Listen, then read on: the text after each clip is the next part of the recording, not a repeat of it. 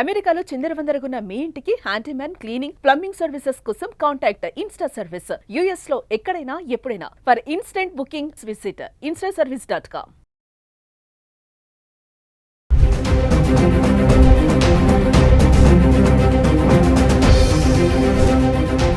నమస్తే, welcome back to Suman TV. Present మనతో పాటు ఉన్నారు అనలిస్ట్ మందర కృష్ణారెడ్డి గారు.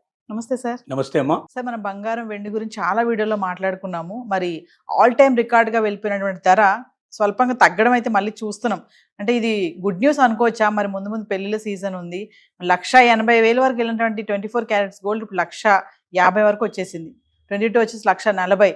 ఇంకా వెండి అంటారా 4,25,000 వరకు వెళ్ళి ఇప్పుడు మళ్ళీ 2,60,000 ఉంది. ఎందుకు ఒకసారి ధరలు ఇలా తగ్గిపోతున్నాయి?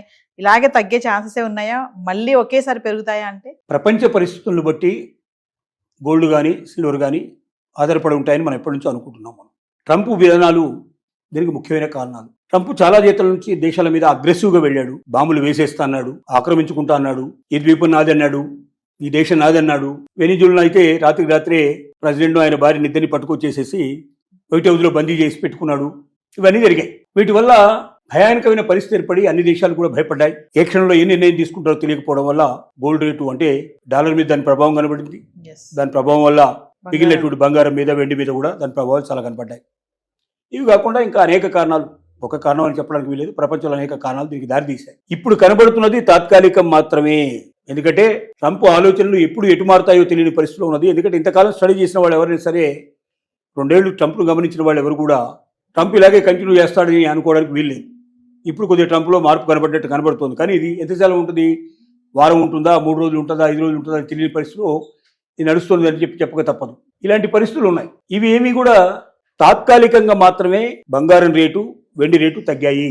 డెఫినెట్గా ఇది మళ్ళీ పెరుగుతుంది. నిపుణులు చెప్తున్న మాట ఇది. ప్రపంచ నిపుణులు చెప్తున్న మాట ఏమిటంటే బంగారం వెండి రేటు తప్పనిసరిగా సంవత్సరం చివరి నాటికి బాగా హై పీక్ వెళ్ళిపోతాయి, ఖచ్చితంగా పెరిగి తీరుతాయి అని వాళ్ళు చెప్తున్నారు. అది కరెక్టా కాదా అంటే నిపుణులు కూడా 100% కరెక్ట్ అని మనం చెప్పడానికి వీలు పడదు. కానీ మనకున్న ఆధారం ఏమిటి? బంగారంలో వెండిలో నిపుణులైనట్టు వాళ్ళు, ప్రపంచం మొత్తం మీద దీని గురించి బాగా స్టడీ చేసిన వాళ్ళు చెప్పే మాటలకే మనం విలువ ఇవ్వాలి. వాళ్ళు చెప్తున్న మాట ఏమిటంటే ఖచ్చితంగా బంగారం రేట్ అయితే పెరుగుతుంది. వెండితో పోలిస్తే డెఫినెట్గా బంగారం రేటు అంతగా పెరగదు. వెండి మాత్రం పెరిగి తీరుతుంది.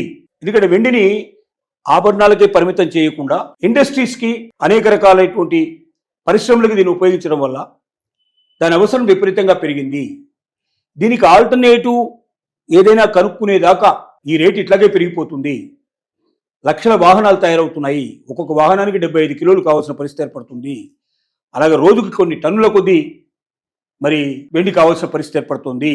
కాబట్టి మరి అంత భారీ ఎత్తున అవసరమైనప్పుడు అలాగే సోలార్ పరిశ్రమలో కానీ, అలాగే ఔషధ పరిశ్రమలో కానీ, ఇంకా రకరకాల పరిశ్రమల్లో దీన్ని ఉపయోగించడం వల్ల అవసరం రోజు రోజుకు పెరిగిపోవడం వల్ల దానికి పెరుగుతున్న అవసరాలకు తగినటువంటి వెండి సప్లై లేదు. కాబట్టి డిమాండ్ అండ్ సప్లైలో ఉన్నటువంటి ఆ యొక్క గ్యాప్ వల్ల విపరీతమైన రేట్లు పెరుగుతున్నాయి.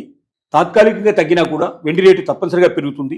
సంవత్సరాంతానికి బంగారంతో పోలిస్తే చాలా రేట్లు ఎక్కువగా వెండి పెరుగుతున్నది నిపుణులందరూ చెప్తున్నటువంటి మాట. సార్, ఇప్పుడు Trump America India trade deal జరిగింది, అది కూడా కారణం అనుకోవచ్చు అంటారు? ధరలు ఇలా రకమైన కారణం, అది కూడా చిన్న కారణం. దీంట్లో కారణం డెఫినెట్గా ఉంటుంది.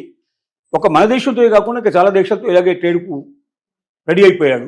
ఇంతకుముందు అగ్రెసివ్గా వెళ్ళిన వాడు కాస్త ఇప్పుడు కాస్త, ఎందుకంటే యూరోపియన్ ట్రేడ్ ఏదైతే ఉందో టోటల్గా మదర్ ఆఫ్ ఆల్ డీల్స్ అని చెప్పి వాళ్ళు భారతదేశంతో వాళ్ళు అగ్రిమెంట్ చేసుకున్నారు. రోజుకు ఒక రకమైన విధానంతో ఉండేటువంటి అమెరికాకు వెళ్ళడం కన్నా స్థిరంగా ఉండే భారతదేశంతో మనం వెళ్ళడమే మంచిది, మన అవసరాలు మొత్తం ఇక్కడే తీరుతాయనేటువంటి నిర్ణయానికి వాళ్ళు వచ్చారు.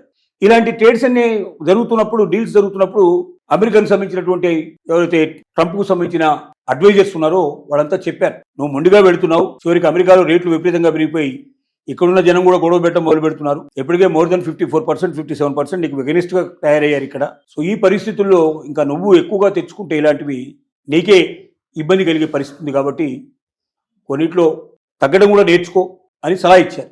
ఏ మైండ్ ఏ ఆలోచనలో ఉందో మొత్తం మీద టక్కున ఒప్పుకున్నాడు. టకటగా కొన్ని దేశాలతోటి ట్రేడ్ డీల్స్ చేసుకోవడం మొదలుపెట్టాడు. అలాగే ఇరాన్తో ఇవాళే బాంబులు వేస్తాను, రేపు బాంబులు వేస్తాను కాబట్టి కొద్దిగా వాయిదాలు వేసుకుంటూ ఇరాన్ వచ్చి నాతో మాట్లాడినట్టయితే, కాంప్రమైజ్ అయినట్టయితే, అగ్రిమెంట్ చేసుకున్నట్టయితే ఇరాన్కి యుద్ధం చేయను అన్నట్టుగా చూచాయిగా ఇన్ఫర్మేషన్ ఇస్తున్నాడు. ఇలాంటి చాలా మార్పులు కలుగుతున్నాయి. సో ఈ మార్పులన్నిటి ఫలితంగా ఏం జరుగుతుందంటే కొద్దిగా చప్పబడింది, కొద్దిగా చల్లబడింది, మొత్తం ప్రపంచం అంతా కూడా కొద్దిగా చల్లబడింది. ఆ చల్లబడిన కారణాల వల్ల బంగారం వెండి రేట్లు తగ్గుతుంది. తగ్గాయి. ఎప్పుడు పెరుగుతుందో ఏ చెప్పలేదు. క్షణంలో ఏం జరుగుతుందో మనం చెప్పలేం. కానీ ప్రపంచ నిపుణులు చెప్తున్న మాట మాత్రం ఈ సంవత్సరం చివరి నాటికి బంగారం రేటు కూడా పెరుగుతుంది. బంగారం రేటు కన్నా అనేక రెట్లు ఎక్కువగా వెండి రేటు పెరుగుతుంది అనేది మాత్రం నిపుణులు చెప్తున్నటువంటి మాట. Thank you, sir.